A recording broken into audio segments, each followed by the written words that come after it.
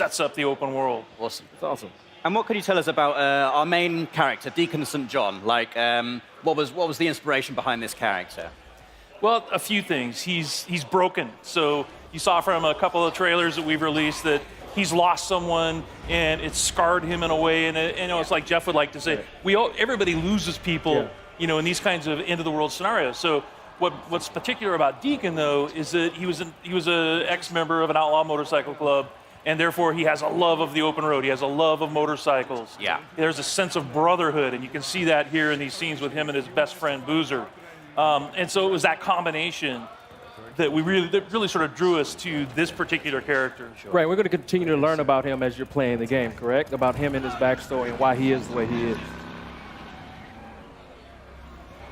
I mean, the bike is very important, right, as well? Like, yeah, we almost consider the bike to be another character. Yeah. Because you only get one, and you're constantly upgrading it. You're constantly trying to repair it. You need to keep it refueled, and if you lose it, you got to go find it, and you can't whistle for a new one. So You can't whistle. right, like a horse. Yeah, the refueling mechanic is a huge game design choice. I really, really like that. Can you talk more about how important it's going to be to be able to find fuel? Sorry. So the refueling mechanic, and actually you have to find gas to keep your bike going. It's a mechanic we haven't really seen done to this extent before. Can you talk more about that and how it changes the gameplay? Well, like in this demo, one of the things that Jeff's taking the run and gun approach. So we like to call it sandbox combat. So basically what you can do is you can run and gun, you can stealth your way through, and your goal here is to get and find a bike part, right? So you're here actually for kind of a trivial reason. You've risked your friend's life to come and get a part for your bike. And so that shows a little bit about Deacon's character. But then as you watch Jeff play through this wide linear sequence, he can play it 100 different ways. And if you watch other people play, you'll see that, okay, they didn't take this route. They didn't stop and check the trunk of this police car. And those are kind of like our treasure chests throughout the world. So you're always on the lookout for those because that's how you're going to find ammo and health kits. And then you're seeing one of our stealth mechanics here. If you're quiet, if you crouch walk and you walk up behind an enemy, then you have the opportunity for a stealth takedown. And what can you tell us about the Freakers? Because they're quite unique. I mean, we've seen, a fair few undead enemies in video games before. What makes the Freakers unique, and what was your decision-making behind making them the way they are? They're alive. They're alive. Yeah, they're not zombies. They're alive. And so that sounds trivial, but it's not, because it basically means we have a full day-night cycle in the game. Right. And they have things that they do. There's an ecosystem, and they have to eat, they have to drink, they have to hibernate. And so you will find them, like in this scenario, you'll see that there's some nests, and Freakers build nests for reasons you discover while you're playing the game. And then you can take those nest zones out in order to free up fast travel routes. So it becomes part of the metagame. But Freakers are evolving. They're living creatures who have been affected by this virus, and there's several different types. And some of our trailers you've seen, we've shown the Screamer, which is a female that can have sort of alarm system that will bring in more Freakers. Right. We have the infected bear, so it infects animals. In our last trailer, we showed mountain lion and the crows. Right, so you have so it's just it's a wide variety of challenges for the player, and like we said, the world comes for you, and that's part of it. Is that these creatures are always after you, and at night they're stronger. Yeah. If it starts raining, they become stronger.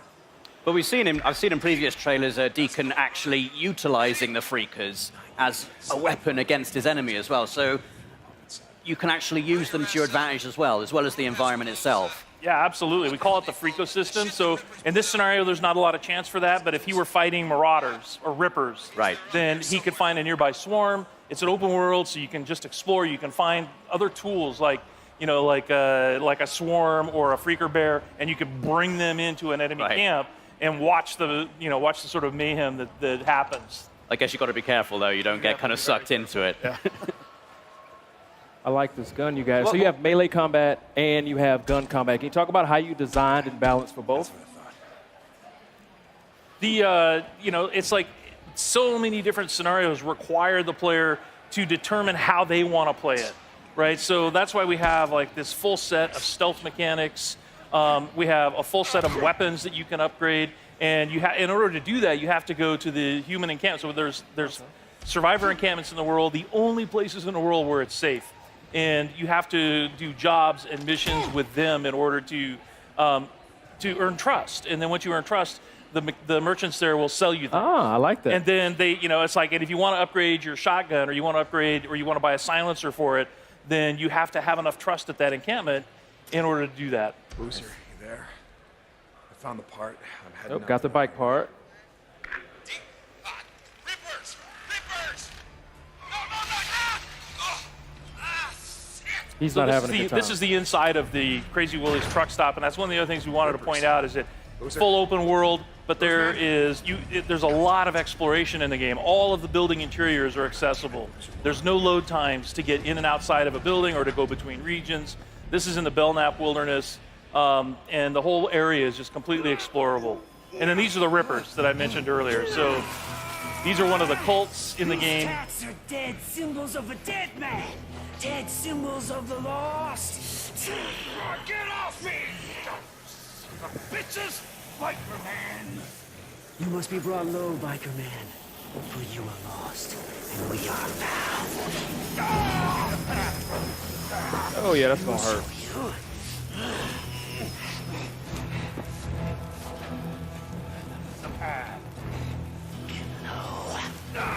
Get low! Low! So you can see they're not very friendly. No. You've talked about having freedom in terms of how you approach missions. So you can approach them stealthily. You can go in all guns blazing if you want to. What kind of freedom do you have in terms of the mission structure, in terms of the story? Sons of bitches, get off! Do you get to make story choices in the game, or is it like sort of like a linear narrative path you're going to be taking? Yeah, there's several key places where you have to choose what Deacon is going to do in a key situation. So we released a bunch of footage last month, and if you watch carefully, you'll see that there's a moment where Deacon has the choice to take a man's life or to force Boozer to do it. Right. And that will have an impact on Boozer's morale. So your best friend, how he feels about you, how he feels about the world, that's kind of up to you as the player. Awesome.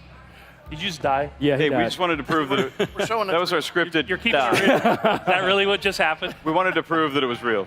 That was. And you will die in this game. Yes, you will die lots. All right, so you tried doing sort of a stealthy approach, and now you're just going to go in with a shotgun and blow them away. Ooh, get that headshot. Or baseball bat, that works. Yeah.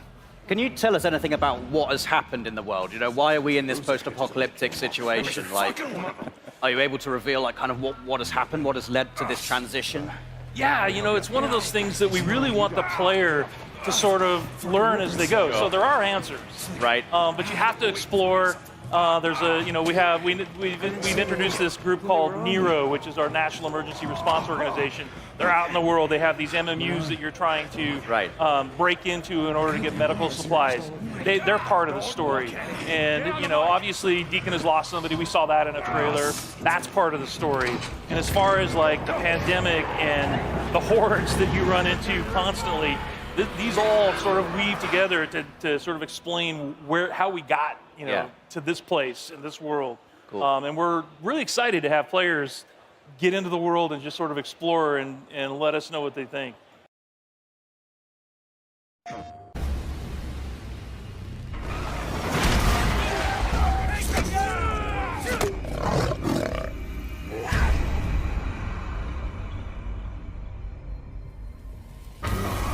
Get low, Boozer! Throw him the bag! Low, brother! You or Boozer have a run-in with RIP the last couple of days? Why? One of my men escaped a Ripper camp, got tortured, like they always do. But this time they kept asking me if you knew about it. 2 bikers, 2 men. The Ripper called them mongrels. If you ask me, you got a price on your head.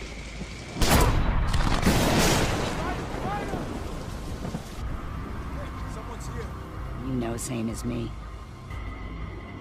Anything that happens here is far better than what's going on out there.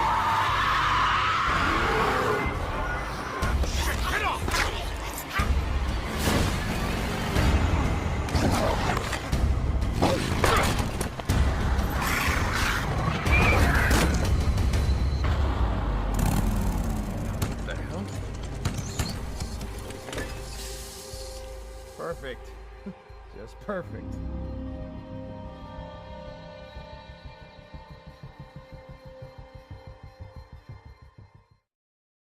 PlayStation